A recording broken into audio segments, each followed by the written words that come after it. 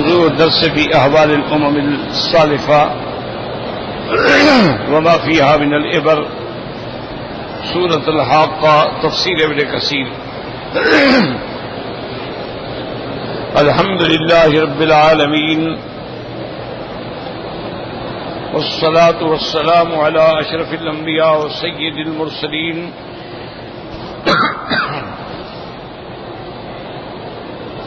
سيدنا محمد وعلى آله وأصحابه أجمعين.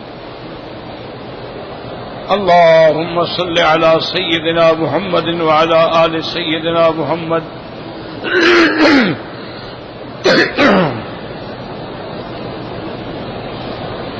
كما صليت على إبراهيم وعلى آل إبراهيم في العالمين إنك حميد مجيد.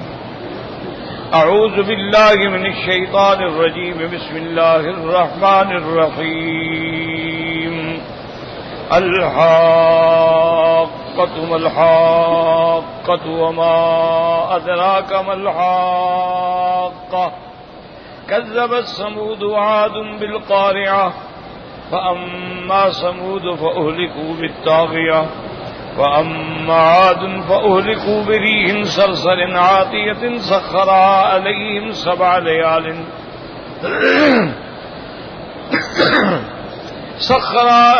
سبع ليال وثمانية أيام حسوما فترى القوم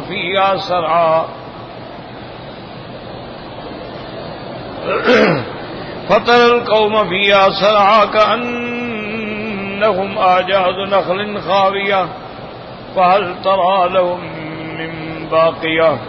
وجاء فرعون ومن قبله والمؤتفكات بالخاطئة فعصوا رسول ربهم فأخذهم أخذة رابية. إنا لما طغى الماء حملناكم في الجارية لنجعلها لكم تذكرة وتعيها أذن واعية. قال المؤلف والمفسر رحمه الله تعالى أدام النفع بعلومه وعلومكم في الدارين آمين. إلى أن قال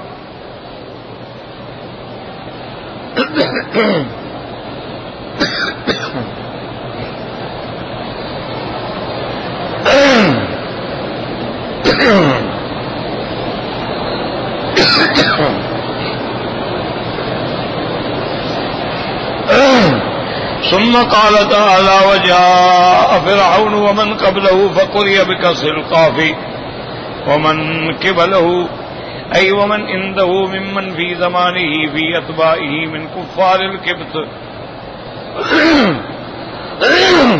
وقرأ آخرون بفتحها أي ومن قبله من الأمم المشبهين له. وقوله تبارك وتعالى والمؤتفقات هم المكذبون بالرسل بالخاطئة وهي التكذيب بما أنزل الله. قال الربيع بالخاطئة بالمعصية وقال مجاہد بالخطایا. اب اللہ پاک ذکر فرماتی ہیں کہ ان سے پہلے فرعون اور فرعون سے بھی پہلے. اب یہاں دو قرأتیں ہیں. بعد قرآن نے پڑھا وجاء فرعون ومن قبلہ اور بعد میں پڑھا ومن قبلہ.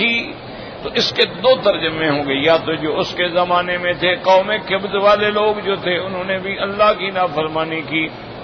اور اگر ہم پڑھیں گے ومن قبلہ تو مانا اس سے پہلے جو امتیں گزری انہوں نے بھی اللہ تبارک و تعالیٰ کے پیغمبروں کی نافرمانی کی تو اللہ تبارک و تعالیٰ نے ان کو پھر اپنے عذاب میں پکڑ لیا. والمؤتفقات وہ اونٹے گرنے والی یعنی وہ قومیں وهم الأمم المكذبون بالرسل بالخاطئة وهي التكذيب بما أنزل الله. گرم پانی کے سکھا بالخاطئة وهي التكذيب بما أنزل الله. قال الربيع بالخاطئة بالمعصية. تو نے فرمایا کہ خاطیہ کا معنی ہے اللہ کی تکذیب کرنا یا خاطیہ کا معنی ہے کہ وہ گناہوں اور معاصی میں مبتلا ہو گئے. اس وجہ سے ان پر پھر اللہ تبارک و تعالیٰ کا عذاب آیا اور اللہ تبارک و تعالیٰ کے عذاب نے ان کو پکڑ لیا.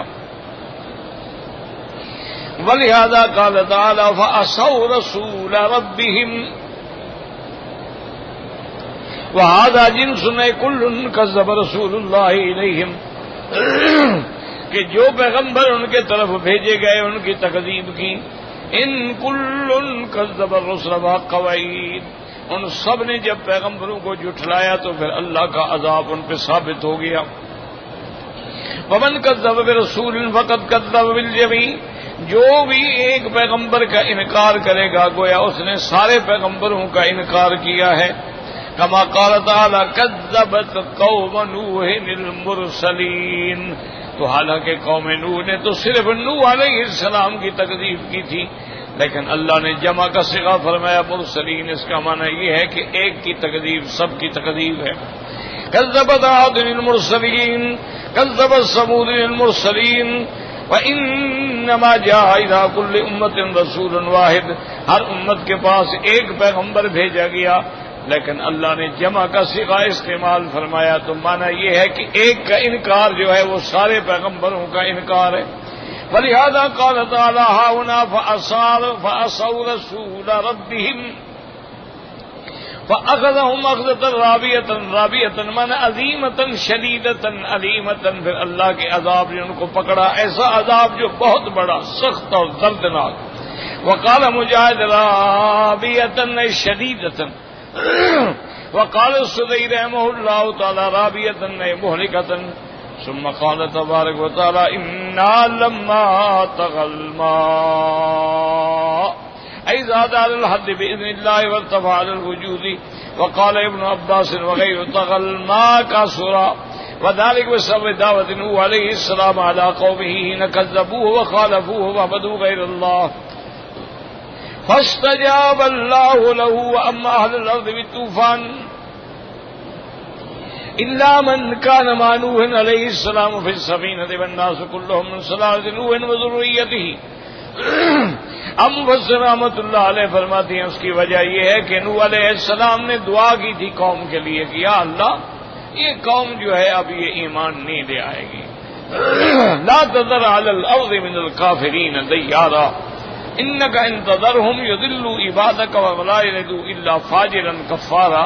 تو اللہ نے نوح علیہ السلام کی دعا سن لی اور پھر اللہ نے ان پہ طوفان کا عذاب بھیجا، اور وہ طوفان نے سب کو غرق کر دیا ما سوا ان کے جو نوح علیہ السلام کی کشتی میں ان کے ساتھ تھے.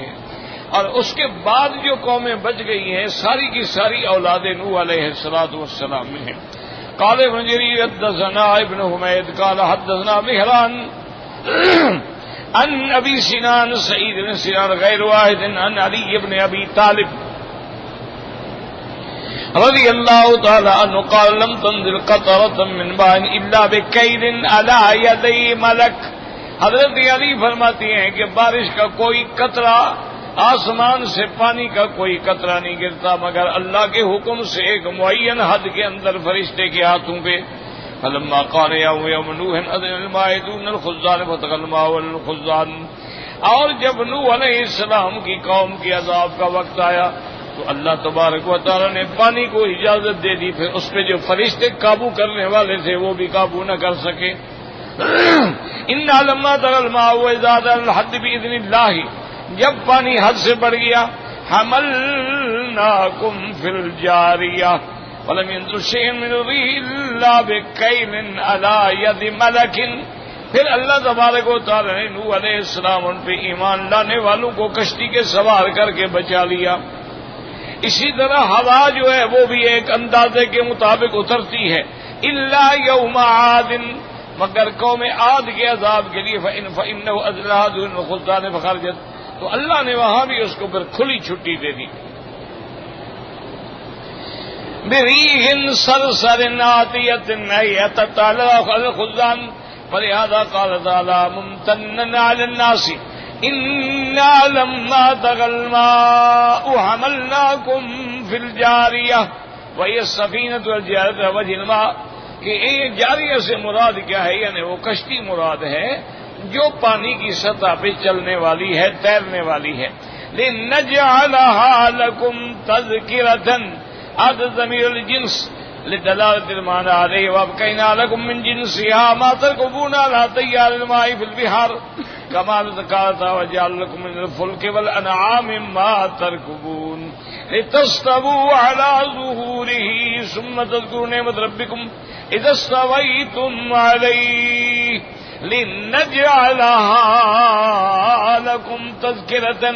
ضمیر جو ہے جنس پر مراد ہے تاکہ معنی پر دلالت کرے کہ ہم نے اس کی جنس کو باقی رکھا ہے کہ اب بھی کشتیاں جو چلتی ہیں تو گویا یہ بھی اسی جنس، اسی شکل، اسی مشابہت میں ہیں. اس لیے اللہ نے انعام فرمایا وَجَعَلَ لَكُم مِّنَ الْفُلُكِ وَالْأَنْعَامِ، اللہ نے تمہارے لیے کشتیاں بھی بنائی ہیں، سواری کے جانور بھی بنائے ہیں. لِتَسْتَوُوا عَلَى ظُهُورِهِ، تم ان کی پشت پہ آرام سے بیٹھتے ہو.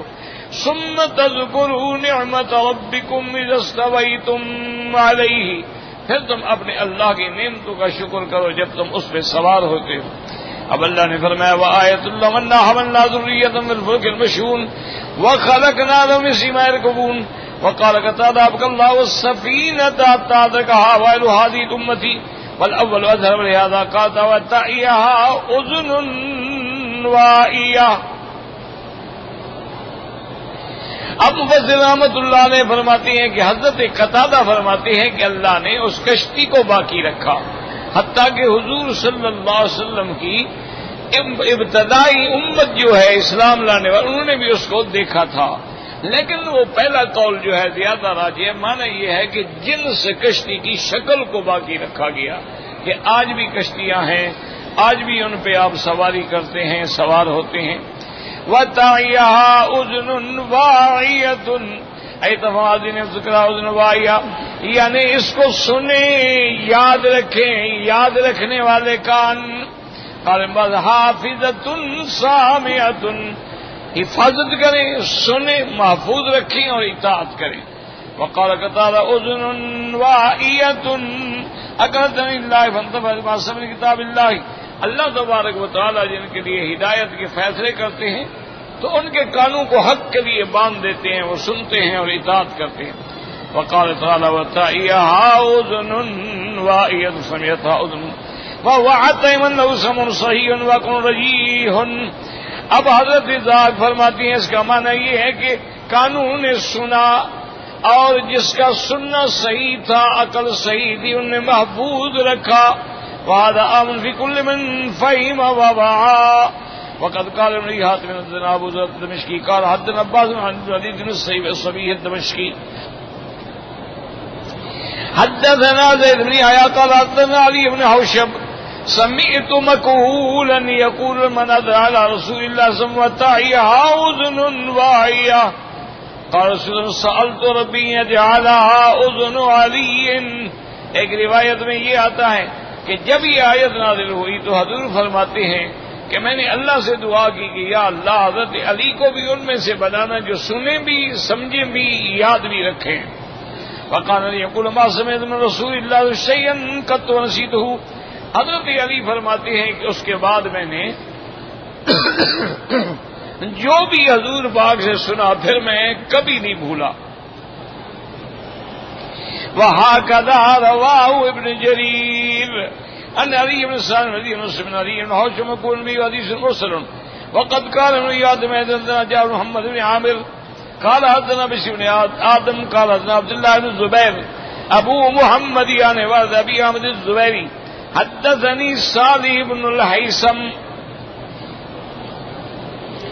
سمعت بريدة الأسلمي يقول قال رسول الله علي إني أمرت أن أدنيك ولا أقصيك وأن أعلمك أن تعي وحق لك أن تعي. اس حدیث میں آتا ہے کہ حضور پاک نے حضرت علی سے فرمایا کہ مجھے اللہ نے حکم دیا ہے کہ میں تمہیں اپنے قریب رکھوں اور تم سے جدا نہ ہوں، اور میں تمہیں دین پڑھاؤں اور تم اس کو یاد رکھو اور محفوظ رکھو، اور لازم ہے کہ محفوظ رکھو. قالوا نظر هذا عطايا اذن واعية. ورواه جرير محمد بن خلف بن آدم به ثم رواه جرير من طريق آخر عن داود الامان بريدة به ولا يسيء ايضا. تو اب ان آیات مبارکہ میں اللہ نے قیامت کے احوال کا اور پہلی امتوں کے احوال کا ذکر فرمایا. اسی لیے میں نے عرض کیا تھا کہ مسلمانوں کے لیے، ایمان والوں کے لیے تو کوئی مشکل ہی نہیں ہے نا۔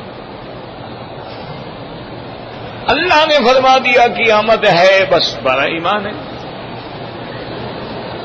اللہ نے فرما دیا کہ قیامت ہوگی، آسمان پھٹ جائیں گے، زمینیں پھٹ جائیں گی، سارا نظام درہم برہم ہو جائے گا، سور پھونکا جائے گا۔ جب اللہ نے فرما دیا، ہمارا ایمان۔ اللہ نے علامات قیامت میں سے کچھ نشانیوں کا ذکر فرما دیا، ہمارا ایمان ہے۔ حضور صلی اللہ علیہ وسلم نے اشراط الساعہ، قیامت کے علامات کا ذکر فرما دیا، جنت کا بھی ذکر فرما دیا، جہنم کا بھی ذکر فرما دیا، عذاب قبر کا بھی ذکر فرما دیا۔ تو جب ساری چیزیں قرآن میں حدیث میں آ گئیں، ہمارا ایمان۔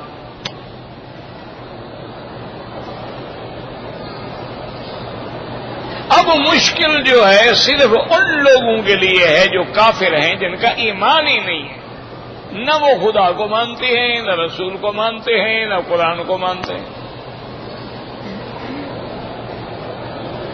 ان کو ہم قیامت کا مسئلہ کیسے سمجھائیں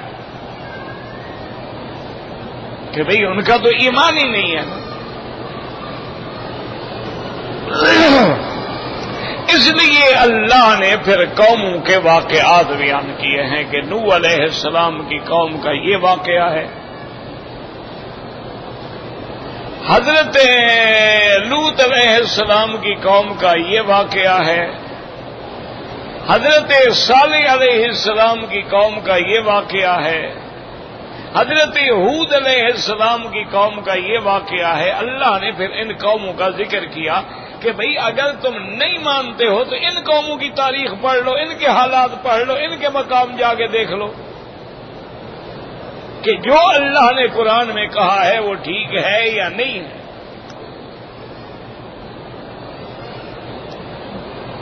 اب یہ ہے کہ یاد رکھو کہ بعض کافر یہ کہہ دیتے ہیں کہ جناب یہ نوح علیہ السلام کا طوفان آیا، تو طوفان تو آتے رہتے ہیں، اب بھی طوفان آتے ہیں، تو یہ کون سی بات ہے؟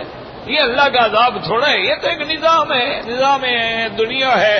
کبھی طوفان آ جاتے ہیں، کبھی پانی ختم ہو جاتا ہے، کبھی پانی نہیں ملتا ہے، کبھی گلیشیئر پگھلنے لگ جاتے ہیں، کبھی سمندر جو ہے وہ اپنی جوانی اور مد و جدر میں بڑھ جاتے ہیں۔ ایسے حالات تو ہر سال ہوتے ہیں، ہمیشہ ہوتے ہیں۔ اس میں یہ کہنا کہ قوم نوح پہ اللہ نے عذاب بھیجا ہے، یہ کس بات کی دلیل ہے؟ عذاب طوفان آیا تھا، آ گیا، گزر گیا۔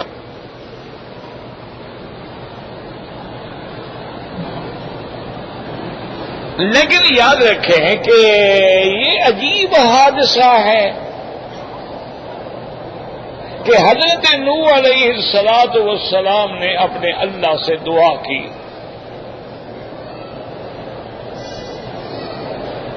کہ یا اللہ، میں نے 950 سال تک اپنی قوم کو دعوت دی ہے، ہر لحاظ سے ان کو سمجھایا ہے، علیحدگی میں بھی سمجھایا ہے، مجالس میں بھی سمجھایا ہے، ہر حال میں نصیحت کی ہے، لیکن یہ قوم ماننے کے لیے تیار نہیں۔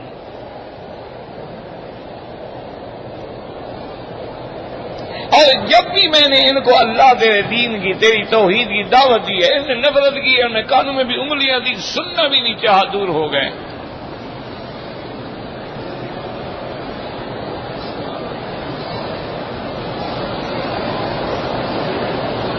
جعلوا اصابعهم فی آذانہم، اور پھر کپڑا بھی ڈال دیا، واستغشوا ثیابہم واسروا واستکبروا استکبارا ثم انی دعوتہم جہارا ثم انی اعلنت لهم واسررت لهم اسرارا۔ لیکن میرا مولا یہ قومیں نہیں مانتی۔ تو اب میں آپ سے دعا کرتا ہوں کہ رب لا تذر علی الارض من الکافرین دیارا، کہ اللہ اب زمین پہ کافروں کا کوئی گھر نہ بچے۔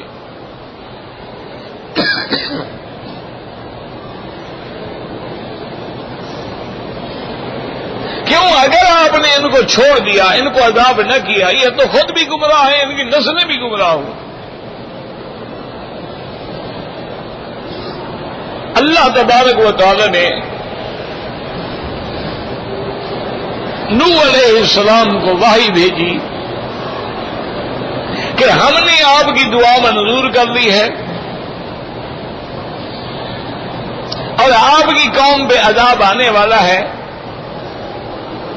آپ ایک کشتی تیار کریں۔ اب نوح علیہ السلام نے عرض کیا کہ یا اللہ میں کشتی بنانا ہی نہیں جانتا، کیسے کشتی بناؤں؟ اللہ نے جبریل علیہ السلام کو حکم دیا، انہوں نے آئے، انہوں نے سمجھایا ایسے لکڑی کے پٹڑے بناؤ، ایسے میخیں لگاؤ، ایسے شکل ہوگی، ایسی چیز ہوگی، ساری تعلیمات الہی، حتیٰ کہ اللہ نے قرآن میں بھی ذکر کیا وَاصْنَعِ الْفُلْكَ بِأَعْيُنِنَا وَوَحْيِنَا، کہ نوح علیہ السلام آپ کشتی بنائیں جو ایسے ہم نے وحی کیا ہے، جیسے ہم نے حکم کیا ہے، ہمارے سامنے بنائیں۔ اور ساتھ یہ بھی کہہ دیا وَلَا تُخَاطِبْنِي فِي الَّذِينَ ظَلَمُوا، اور جن لوگوں نے کفر کیا، شرک کیا ہے، ان کے لیے پھر مجھ سے نہ مانگنا، اور انہوں نے غرق ہونا ہے۔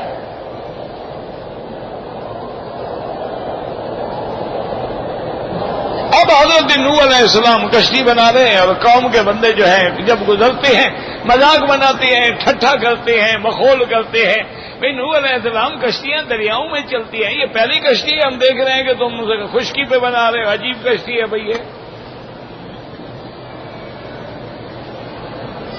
تو یہ سارا حادثہ تھا، حادثہ ہو گیا، طوفان آ جاتے ہیں۔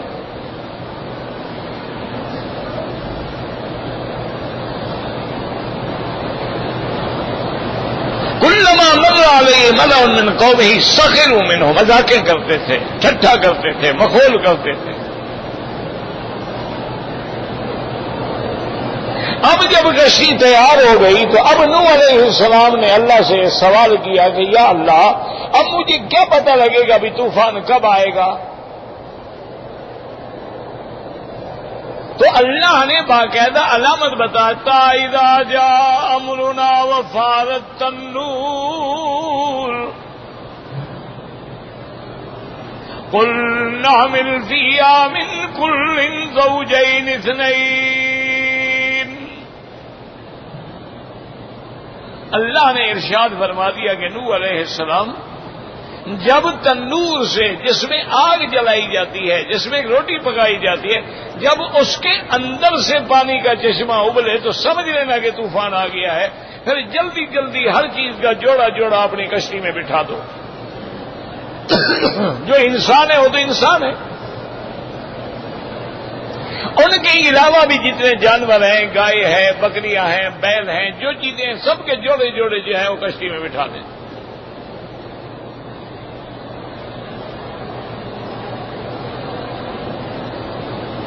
اب حضرت نوح علیہ السلام کشتی میں سوار ہوئے، اسی طرح جوڑے جوڑے چیزوں کے، جانوروں کے، پرندوں کے، جو چیزیں موجود تھی اس وقت ان کو سوار کیا۔ اللہ کی قدرت دیکھیں گے، وہ جو کہتے تھے نا کہ طوفان کیسے آئے گا، پوری کی پوری زمین جو تھی وہ معلوم ہوتا تھا کہ چشمہ بن گیا۔ فجرنا الارض عیونا،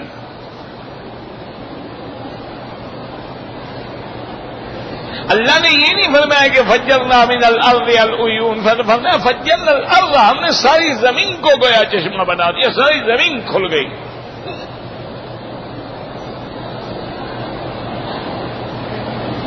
اللہ کی شان ہے کہ نوح علیہ السلام کا بیٹا سامنے کھڑا ہے، کافر ہے، نوح علیہ السلام پہ ایمان نہیں لے آیا ہے، لیکن باپ ہے، آپ نے فرمایا کہ میرا بیٹا آ جاؤ، یا بنی ارکب معنا، ہمارے ساتھ کشتی میں سوار ہو جاؤ، کافروں کے ساتھ نہ جاؤ۔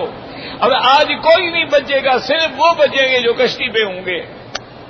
تو یہ کیسا حادثہ ہے؟ معلوم ہوا یہ اللہ کا عذاب ہے کہ ایک ایک چیز کی تفصیل بیان کی گئی۔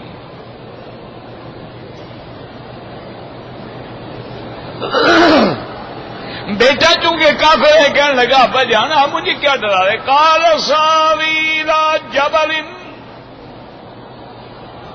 يعصمني من الماء قال لا عاصم اليوم من امر الله الا من رحم. کہنے لگا ابا جان آپ مجھے پانی سے ڈراتے ہیں، یہ دیکھیں پہاڑ ہے، میں اونچے پہاڑ پہ چڑھ جاؤں گا، پانی کتنا آئے گا؟ 1 میٹر اونچا ہوگا، 2 میٹر، 4 میٹر، میں تو 100 میٹر اوپر چڑھ جاؤں گا. نوح علیہ السلام سمجھا رہے ہیں کہ بیٹا ایسا نہ کرو، اللہ سے سوا کوئی بچانے والا نہیں ہے. بیٹا کفر پہ اڑا ہوا، حال بینہم الموج، دونوں کے درمیان اللہ نے حکم دیا، موج آئی اور پکڑ کے غرق کر دیا نوح علیہ السلام کے بیٹے کو. تو یہ حادثہ ہے.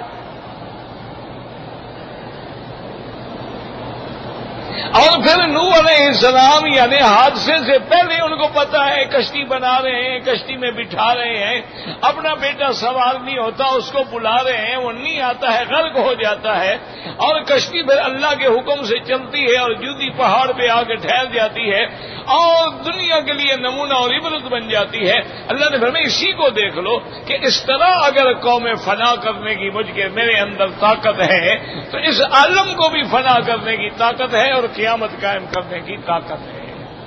اس لیے اللہ تبارک و تعالی نے قوم نوح علیہ السلام کا واقعہ بھی بیان فرمایا، قوم عاد کا واقعہ بھی بیان فرمایا، قوم ثمود کا واقعہ بھی بیان فرمایا، قوم فرعون کا واقعہ بھی بیان فرمایا، قوم لوط کا واقعہ بھی بیان فرمایا. یہ کیسا حادثہ ہے کہ حضرت موسیٰ علیہ السلام بما اپنی قوم کے بنو اسرائیل کے اسی دریائے نیل سے گزرتے ہیں، دریا میں راستے بن جاتے ہیں، درے بن جاتے ہیں اور ایک دوسرے کو دیکھ بھی رہے ہیں، دریا عبور کر جاتے ہیں اور آپ کے عبور کرنے کے بعد فرعون آتا ہے، اسی دریا میں داخل ہوتا ہے اور اس کو اللہ فوراً غرق کر دیتے ہیں. یہ کیسا حادثہ ہے؟ اللہ کا حکم نہیں ہے یہ کہ ایک ہی دریا ہے، ایک ہی وقت ہے، ایک ہی دن ہے اور ایک قوم عزت کے ساتھ پار اتر رہی ہے اور جب فرعون آتا ہے اس کو دریا پکڑ لیتا ہے. ہوائیں چلتی ہیں لیکن جب قوم عاد بھی آتی ہے تو اللہ کا عذاب اور قہر بن جاتی ہے اور قوم حضرت ہود اور مومنوں کے لیے ٹھنڈی ہوا ہے. اس لیے اللہ نے یہ واقعات بیان کیے ہیں تاکہ پڑھنے کے بعد تمہیں قیامت پر ایمان آئے کہ جو خداوند قدوس اتنی بڑی قوموں کو مٹانے پہ قادر ہے وہ ہمیں بھی فنا کرنے پہ قادر ہے اور دوبارہ زندہ کرنے پہ قادر ہے. اس لیے یہ واقعات بیان کیے جاتے ہیں. اللہ آپ کو بھی ہمیں بھی صحیح سمجھنے کی بھی اور عمل کرنے کی بھی توفیق دے.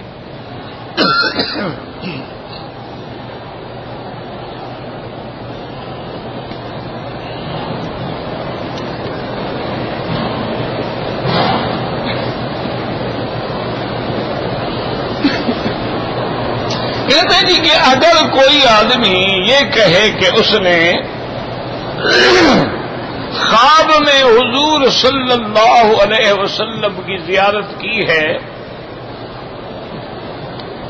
اور حضور پاک نے یہ ارشاد فرمایا ہے تو کیا اس کی بات کو ماننا ہوگا؟ پہلی بات تو یہ سمجھیں کہ خواب ہوتے ہیں، حق ہیں، اور یہ بھی یاد رکھیں کہ خواب 2 قسم کے ہوتے ہیں، خواب رحمانی بھی ہوتے ہیں، خواب شیطانی بھی ہوتے ہیں.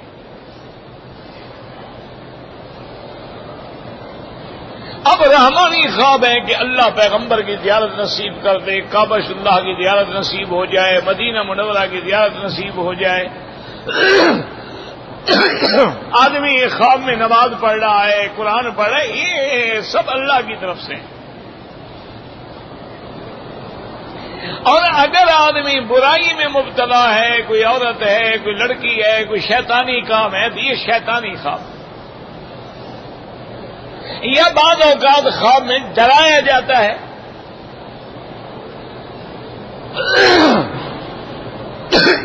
بھی اس کو سانپ لڑ رہے ہیں، بچھو کھا رہے ہیں. یہ ڈرانے والے خواب جو ہیں ان کو تو بیان ہی نہیں کرنا چاہیے. اور جو اچھے خواب ہیں، مثلا ایک آدمی کو حضور پاک کی زیارت ہوئی، بالکل ہو سکتی ہے، کوئی بات نہیں، کوئی بعید نہیں،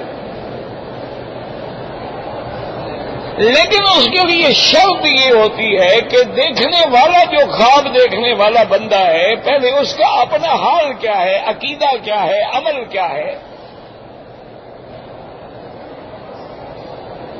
اچھا، اگر عمل بھیڑے تھے، حضور کی زیارت کرنے کے بعد ٹھیک ہو گیا، اس کے اعمال میں تبدیلی آ گئی،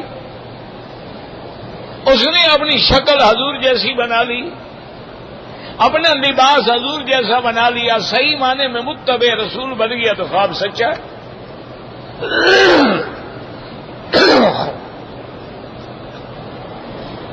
اور اسی طرح علماء نے لکھا ہے کہ خواب دیکھنے والے سے پوچھو گے بھی حلیہ بیان کرو، آپ نے حضور پاک کا کیسے دیکھا ہے؟ اگر وہ آپ کا حلیہ مبارک وہی ہے جو حدیثوں میں موجود ہے، جو شمائل میں موجود ہے، پھر اس کا خواب جو ہے سچا ہے۔ اگر وہ خواب بیان کرتا ہے لیکن اس کا حضور صلی اللہ علیہ وسلم کا حلیہ بھی نہیں بتا رہا، معنی یہ ہے کہ محض جھوٹ ہے، صحیح خواب نہیں ہے۔ اور آج کل تو لوگوں نے خواب جو ہے نا جی، خوابوں کو بھی بزنس بنا لیا ہے، تجارت بنا لیا ہے، کمائی کا ذریعہ بنا لیا ہے۔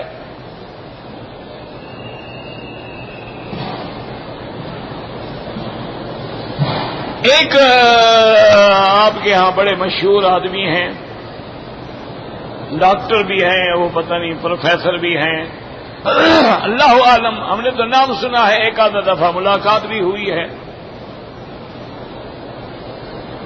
انہوں نے بھی اپنا ایک خواب بیان کیا کہ حضور صلی اللہ علیہ وسلم کو میں نے خواب میں دیکھا ہے، اور حضور پاک جو ہیں وہ ہمارے ملک پہ بڑے سخت ناراض تھے، میں نے پھر پاؤں پکڑ لیے اور بڑی مشکل سے حضور کو راضی کیا، تو حضور نے فرمایا کہ ٹھیک ہے میں آؤں گا تمہارے ملک میں، لیکن صرف تمہارے ادارے میں آؤں گا اور کسی جگہ نہیں جاؤں گا، اور تم میری ٹکٹ وغیرہ کا سارے سفر کا انتظام کرو۔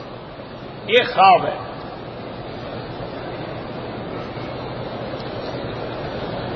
اب آپ فرمائیں کہ جو لوگ منبر رسول پہ بیٹھ کے ایسے جھوٹے خواب بیان کریں، یعنی حضور کو ٹکٹ کی ضرورت ہے، ہوائی جہاز پہ جائیں، یہ نہیں بتایا کہ کون سی ایئر لائن ہو، یعنی جھوٹ بولنے کی بھی کوئی حد ہے۔ اور اللہ کے بندے، میرے مدنی سرکار کا تو شان یہ ہے کہ اللہ بلا رہے ہیں تب بھی جبریل کو بھیجا ہے اور جنت سے براق بھیجی ہے، ہوائی جہازوں کی ضرورت نہیں ہے حضور کو۔ اور حضور نے فرمایا کہ وہ سواری ایسی تھی، براق ایسی تھی کہ جہاں اس کی نزل پڑتی تھی وہیں قدم پڑتا تھا، اور پھر اللہ نے اس سواری کا ایسا اہتمام فرمایا تھا کہ بعض روایات میں یہ بھی موجود ہے، اب دیکھیں نا سواری پہ آپ جا رہے ہیں، اگر آگے ڈھلوان آ جائے تو سواری کو قابو کرنا پڑتا ہے، خطرہ ہوتا ہے سوار کے گر جانے کا۔ اچھا، چڑھائی آ جائے تب بھی خطرہ ہوتا ہے، لگام کھینچ کے بیٹھو کہیں ایسا نہ ہو کہ آدمی الٹ جائے۔ لیکن حضور پاک نے فرمایا اللہ نے میری اس سواری کو ایسا شان بخشا تھا کہ اگر اس سے آگے کوئی اونچا ہو تو اگلی ٹانگیں چھوٹی ہو جاتی تھی، تاکہ حضور کے آرام میں فرق نہ آئے۔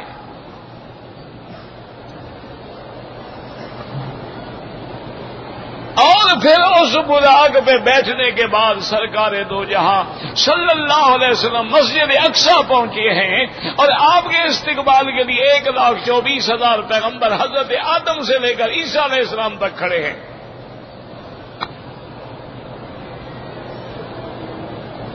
تو جس مدنی پاک کے بلانے کے لیے خود خالق بھی اتنا بڑا اہتمام فرما دیں کہ آسمانوں پہ فرشتے انتظار میں ہیں، زمین پہ انتظام ہو رہے ہیں، جنت کو سنوارا جا رہا ہے، اور اللہ کے نبی کو بلایا جا رہا ہے اور اپنی آیات کا نظارہ کرایا جا رہا ہے، تو سارا نظام عالم جو ہے، اللہ کا پورا نظام، اب دیکھیں نا حدیث میں بھی قرآن میں بھی ہے، لیلن من المسجد الحرام، لیلن تنوین ہے، یاد رکھو، یہاں اللہ نے معرف الف لام نہیں فرمایا، یہ نہیں فرمایا اسرا بعبدہ اللیل یا من اللیل، فرمایا لیلن من المسجد، تو تنوین یفید القلۃ، تنوین کا فائدہ یہ ہے کہ رات بھی پوری نہیں گزری اور حضور کا معراج بھی ہو گیا۔ اب آپ خود اندازہ کریں کہ رات کیسی نہیں گزری، کیا مانا؟ تو علماء نے فرمایا ہے کہ جو اللہ نظام چلانے پہ قادر ہے وہ روکنے پہ بھی قادر ہے۔ جو مدنی کی سواری نکلی، اللہ نے حکم دے دیا ہر چیز اپنی جگہ پہ، تھم جاؤ اب میرا مدنی آ رہا ہے، سارا نظام عالم کو بریک لگ گئی، سورج بھی کھڑا ہے، تارے بھی کھڑے ہیں، رات بھی کھڑی ہے، ہر چیز کا حضور واپس آ گئے، پھر نظام چل پڑا۔ تو جس اللہ نے پیغمبر کو یہ شان دیا ہو، اس کے بارے میں کہنا کہ بھئی ٹکٹ کا انتظام کیا جائے، اور اسی بہانے سے اس نے پتہ نہیں کتنے بڑے بڑے سرمایہ داروں سے ٹکٹ کے پیسے لے لیے حضور کے۔ ہمارے سرمایہ دار بھی تو شارٹ کٹ پہ عمل کرتے ہیں نا، کہ جی شرابیں پیو، سب کچھ کرو، حضور کی ٹکٹ کے پیسے دے تو بخشے جاؤ گے۔ اور انہوں نے بھی تو یہ بنایا ہوا ہے نا طریقہ، بھی شراب پیو، کباب پیو، زنا کرو، ڈاکے مارو، حرام کھاؤ، سود کھاؤ، مولوی کو چندہ دے دیا کرو، وہ تمہیں بخشوا دے گا۔ تو ایسے خواب، اگر خواب دیکھنے والا صحیح معنی میں مومن ہے، سچا خواب ہے، اللہ آپ کو بھی، اللہ ہمیں بھی حضور کی زیارت نصیب فرمائے۔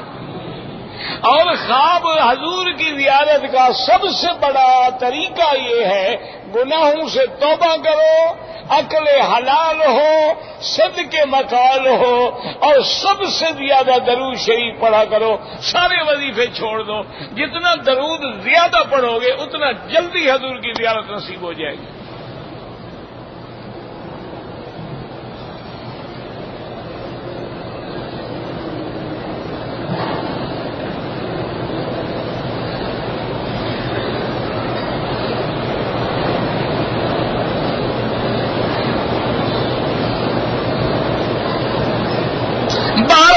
اگر آپ نے عمرے سے پہلے باتھ روم میں گئی ہیں تو آپ کو براؤن کوئی دھبا سا نظر آئے، لیکن ایام حیض نہیں ہے تو کوئی خوف ہی نہیں ہے۔ اگر یہ دن آپ کے حیض کے تھے اور عورت جانتی ہے کہ اب میرا حیض شروع ہو گیا ہے، پھر آپ نے عمرہ کیا ہے تو دم پڑ گئی۔ اگر ایام حیض نہیں تھے، ایسے کوئی دھبا وبا لگ گیا، گرمی سے بھی ہو جاتا ہے، نظام بدلنے سے بھی ہو جاتا ہے، پھر ہماری عورتیں جو چلتی نہیں ہیں وہ تو صرف فیشن کے لیے چلتی ہیں نا، اور یہاں آگے تھوڑی بہت محنت کرنی پڑ جاتی ہے، تو لازمی بات ہے کہ اگر پاؤں میں بھی موچ آ جائے گی، کچھ گرمی بھی ہو جائے گی، کیونکہ ہماری خواتین تو ماشاءاللہ وہ تو بازاروں میں چلتی ہیں نا، اپنا ناز و انداز دکھانے کے لیے، اور بڑے نخرے سے چلتی ہیں، آرام سے قدم اٹھاتی ہیں تاکہ پتہ لگے کہ بدن میں کہاں کہاں لچک ہے۔ ان کو اگر طواف کرنا پڑ جائے تو گرمی تو ہوگی جناب۔ بہرحال کچھ نہیں، عمرہ ہو گیا انشاءاللہ۔ حیض کے دنوں میں اب دیکھیں یہ مسئلہ ہے، عورت حرم میں حیض کے دنوں میں تمہارے ملک میں عورت مسجد میں جا سکتی ہے، وہاں مسجد میں نہیں جا سکتی، اللہ کے گھر میں آ سکتی، یہ بھی مسئلہ پوچھنے والا ہے یار۔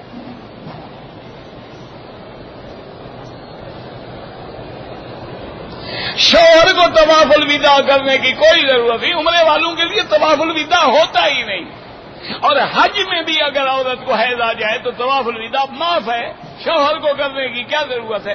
ویسے اگر آپ نے شوہر کو سزا دینی ہو تو الگ بات ہے،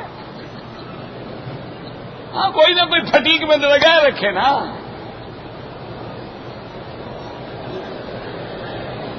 داڑھی ایک مشت ہونی چاہیے، چونکہ حضور کی داڑھی سینے مبارک تھی۔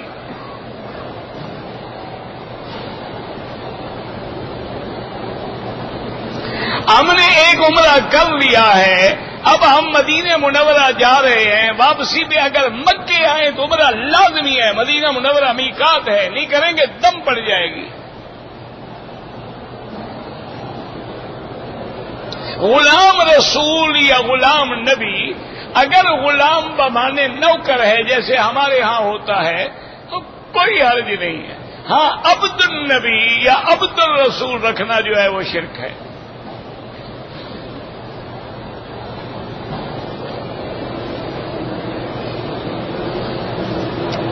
کہتے تھے کہ امام ترمذی کی کنیت جو ہے ابو عیسیٰ ہے، تو عیسیٰ علیہ السلام کا تو باپ ہی کوئی نہیں ہے، تو یہ کنیت کیوں ہے؟ یہ اس وقت منع تھی جب ابتدا کے اندر یہ احکام، بعد میں اجازت ہو گئی۔ جیسے حضور کی کنیت جو ہے حضور کی زندگی میں منع تھی، لیکن وفات کے بعد آپ کنیت رکھ سکتے ہیں ابو القاسم۔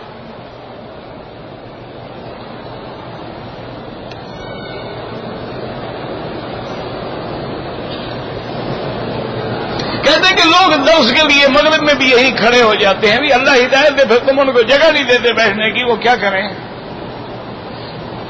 وہ بھی مجبور، تم بھی مجبور، ہم بھی معذور، چلتا رہے گا کام انشاءاللہ۔ یہ آیت کعبۃ اللہ پر لکھنے کا کسی حدیث میں نے نہیں پڑھا ہے، یہ آیت پڑھ کے دعا کیا کرو۔ ایک آدمی نے صفا مروہ میں 7 چکروں کے بجائے 14 چکر لگا لیے، بہرحال انشاءاللہ صفا ادا ہو گئی، باقی چکر زائد ہو گئے۔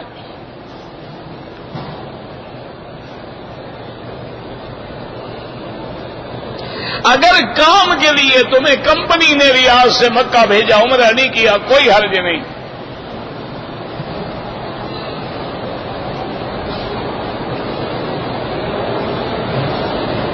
مجھے اگر کسی نے کہا کہ مدینہ میں سلام کہیں تو بالکل کہیں۔ ہمارے ملک میں جو انگوٹھے چومے جاتے ہیں یہ بدعت ہے۔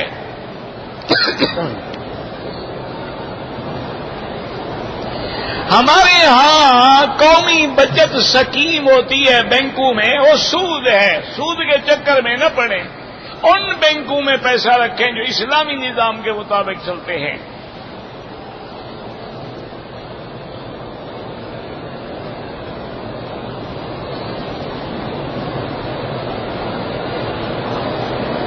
کہتے ہیں کہ ہمارے گھر میں الحمدللہ نماز بھی ہے، روزہ ہے، لیکن کبھی کبھی گھر کا ماحول خراب ہو جاتا ہے تو شیطان بھی تو زور لگاتا رہتا ہے نا۔ آپ گھر میں سورۃ البقرہ پڑھا کریں۔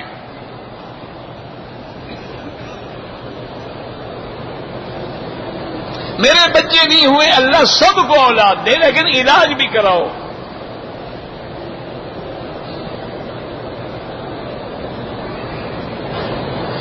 میرے نیت کر لینے کے بعد ٹخنے اور پیر کی تھوڑی سی جلد نکالی، کچھ نہیں ہوتا، کچھ بھی نہیں ہوتا۔ طواف کے دوران میں غیر محرم عورتیں ہوتی ہیں، اپنی طرف سے بچ کے طواف کریں، اپنی نظر کو نیچے رکھیں اور دل میں ہیبت و عظمت و جلال پر کے اللہ کے گھر کے باہر میں طواف کر رہا ہوں تو انشاءاللہ نیت بری نہیں ہوگی۔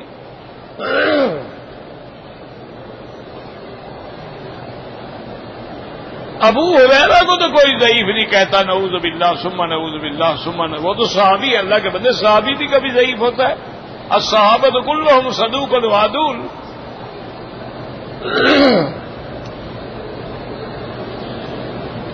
حرم میں جو عورتیں ہوتی ہیں نماز میں، اگر جنازہ کھڑا ہو جائے بالکل پڑھیں جنازہ، کیوں نہ پڑھیں؟ وہ تو مسئلہ ہے کہ عورت جنازے کے لیے گھر سے نہ آئے۔ اب یہ تو نہیں کہ بیٹھی ہوئی ہے تو نہ پڑھے، نماز ہو جاتی ہے باقی جنازہ رک جائے گا۔ نماز کے آگے نہ گزرا کریں، اگر مجبوری ہے تو سجدے کی جگہ سے دور ہو کے گزریں۔ عورتوں کو 5 وقت کے لیے نماز کے لیے آنا ضروری ہے؟ کوئی ضروری نہیں، گھر میں بھی پڑھیں تب بھی انشاءاللہ ان کو لاکھ ملے گا۔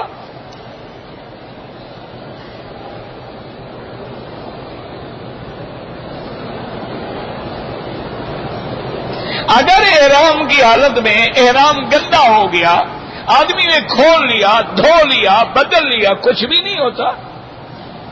یہ لوگوں نے سمجھا ہوا ہے کہ احرام ان دو چادروں کے اندر ہمارا بندھا ہوا ہے، اگر چادر کھولی احرام بھاگ جائے گا.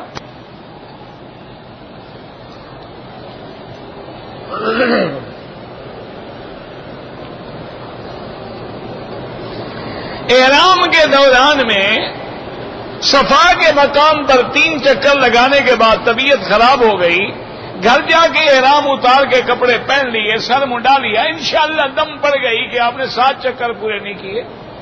خراب ہو گئی تھی، لیٹ جاؤ، آرام کرو، پھر آگے پورے کرو.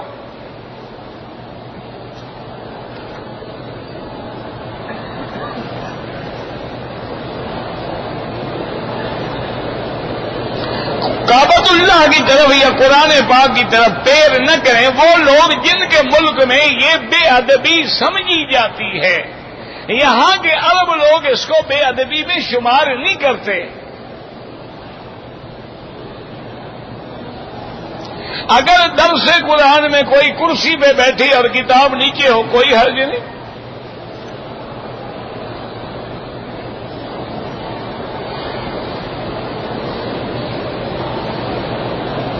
کہتے جی کہ ہمارے ایک پیر صاحب ہیں، وہ ہر سال اپنا 3-4 ہزار آدمی جو ہیں عمرے پہ لے کے آتے ہیں، ان میں محرم غیر محرم سب ہوتے ہیں. بہرحال دعا کریں اللہ ان کو ہدایت دے. بہرحال ایک کام عمرے کے لیے لا رہے ہیں نا، کوئی کسی دوسرے مقام کے لیے نہیں لے جا رہے، لیکن اللہ کرے ان کو مسئلہ سمجھ آ جائے کہ بغیر محرم کے عمرہ یا حج نہیں ہوتا. لازماً بال کٹوائیں، 4تھا حصہ بالوں کا کٹ جائے. لبیک یا رسول اللہ کہنا بالکل ناجائز ہے، یا حرف ندا ہے اور یہ اللہ کے لیے ہے.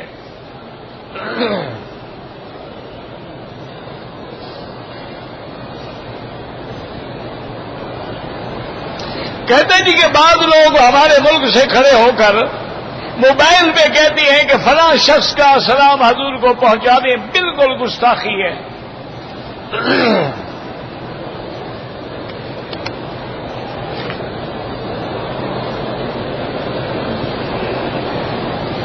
اگر حالت احرام میں نے غلاف کعبہ کو ہاتھ لگایا کوئی جرمانہ نہیں.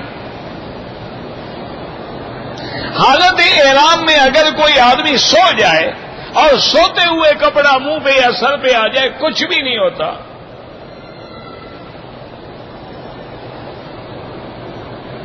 ہمارے یہاں فلمیں دکھائی جاتی ہیں، صحابی بنائے جاتے ہیں، تابی بالکل ناجائز ہے.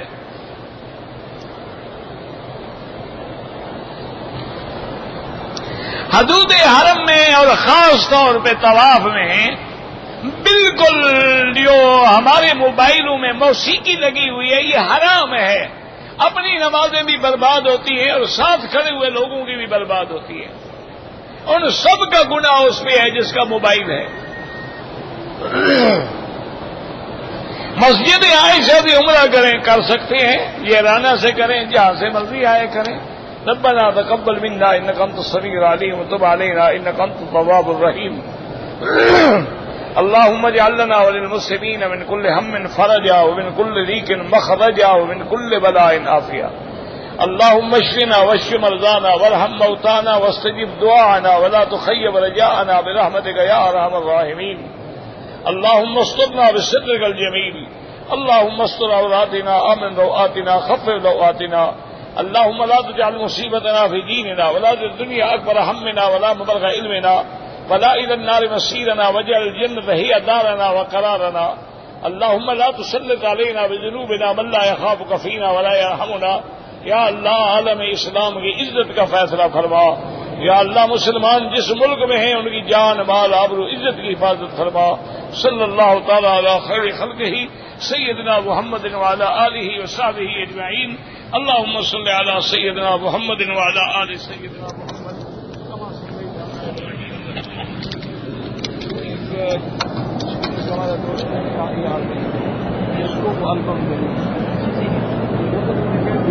اس کے ساتھ اس کا نمبر لے لیں یا کچھ دے دیں تاکہ جگہ بتا دیں. یا کل یہاں لے آئے گا تو آپ کو دے دیں گے. کل آپ لے کے آنا. آپ کے پاس ہے قرآن کا باقی ہے. اصل میں میرے باقی تھی دوسری مجھے درس قرآن کا تفسیر کا.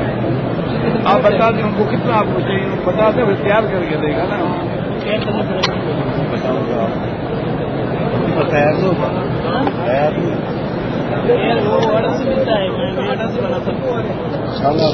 گے. کتنے سیڑھی ہے